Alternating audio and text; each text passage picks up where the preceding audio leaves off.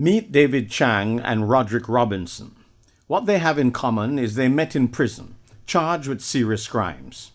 In the case of Roderick, he went to prison at age 18.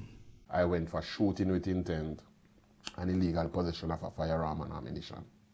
And so the first time I spent 3 months, the second time I spent 6 months, and the last time I spent 5 years.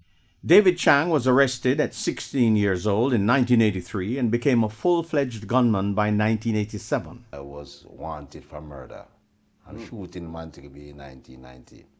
And I run away from Montego back to Manchester Garden. And there we I got captured. And I was sent to prison. And spent 2 years in remand and got 8 years to spend in prison. My case dropped to manslaughter. I got free from the other charges. And I plead guilty and manslaughter. I received 8 years. One of the lessons that came through was the importance of education, despite being sent to school. I didn't know why I was going to school. I understood the importance of education maybe about 10 years ago. 10 years ago? Or less than 10 years ago. Okay. You understand? So I couldn't read. So I would go to school and I would left with my friends. We would go and hop truck. We would go and drive up and down. Which parish is because I used to live in St. Elizabeth. Even in prison, David Chang didn't know how to read, a task that is important for reasoning. I was kicked out of school at grade 3. Wow. And then when I lived with my grandmother now, we could send me to school, we just go river, go see, I go run up and down, and do all kind of things. So I never know nothing at all. I never know what you call vowel till age of 27. I couldn't say my ABC right out here. And if that wasn't bad enough, the absence of family support ensured that they were doomed to failure. My family life is what we call dysfunctional. It was shattered. I remember the first time I got a hug from my mother was when I got married at age 27. Wow. And it felt so strange that I literally pushed her off.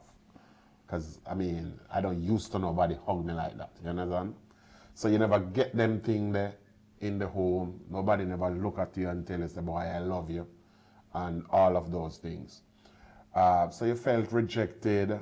The people who tend to show you a little respect is the people who were no example at all. That's why I went to gang for comfort.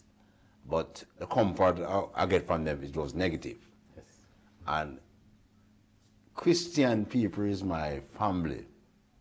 From your name, yes.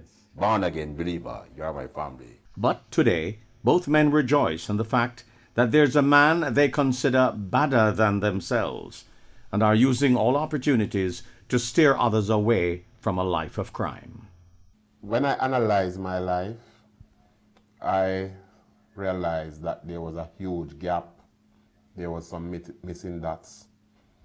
And I decided that when I started to have my own family, I am not going to let my mother's mistake and my father's mistake become my context or a part of my reality.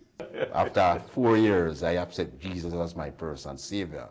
Yes. And I recognize that there's a better man. Yes. You okay? Yes. And I can tell anyone at all, only Jesus Christ alone can change a man's life. Michael Sharp, Frontline News.